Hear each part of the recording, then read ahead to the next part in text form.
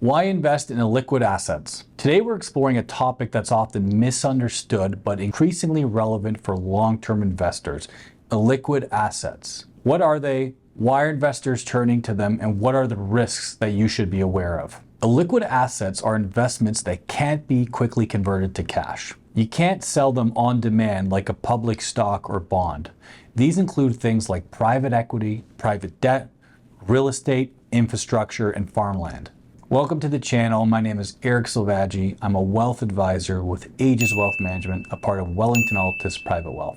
The goal of our channel is to educate Canadians on the complexities of personal finance and to provide clarity to help them reach their goals.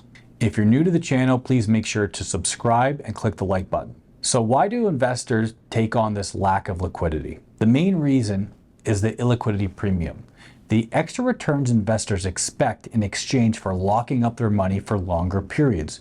Illiquid assets can also offer portfolio diversification since they tend to have a lower correlation to traditional stocks and bonds. Before we go any further, it's important to point out that the most illiquid investment opportunities in Canada are not available to the general public. These investments are typically restricted to accredited investors, individuals or entities who meet specific income or asset thresholds under the Canadian securities law. Annual income, at least $200,000 individually or $300,000 with a spouse in at least 2 years. Financial assets, over $1 million in investments, excluding real estate. Net assets, over $5 million in total net worth. These rules are in place because illiquid assets come with unique risks and are not subject to the same disclosure and liquidity standards as public investments. They're intended for investors who can afford to tie up their capital for long term and withstand market shocks without needing immediate access to their funds. The trade-offs, risk and restrictions. But with those potential rewards comes important trade-offs. Limited access to funds, longer holding periods, often 5 to 10 years, potential early redemption penalties, reduced transparency. During times of financial stress or market downturns, the desire for liquidity increases, and that's when being locked into an illiquid investment can become a serious issue.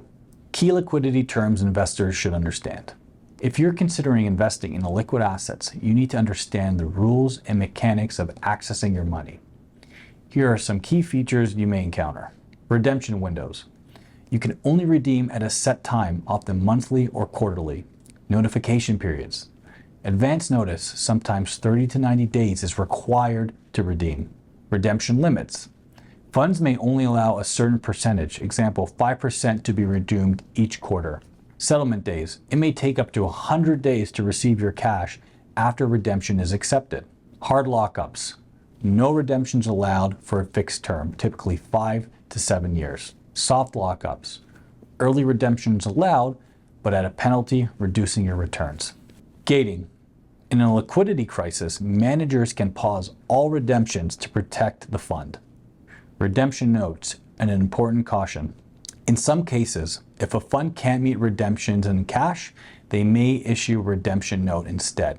That's essentially an IOU that promises payment later. Redemption notes are not eligible for registered plans. This can create tax complications. Before accepting a redemption note inside a registered account, clients should consult a tax professional.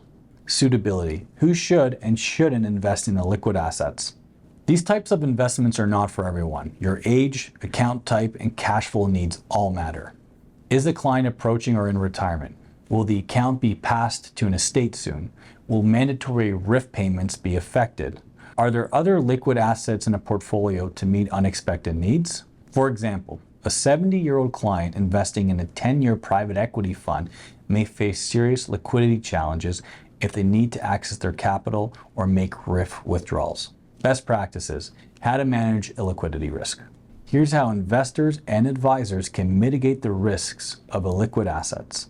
Don't over-allocate to private assets. Ensure liquidity elsewhere in the portfolio. Document the suitability and liquidity rationale at purchase. Educate clients on redemption terms and timelines. Plan for tax implications in registered accounts. Illiquid assets can add value to a portfolio through higher expected returns and diversification. but they come with significant constraints that need to be fully understood. Always align illiquid investments with your long-term goals, liquidity needs, and tax situation.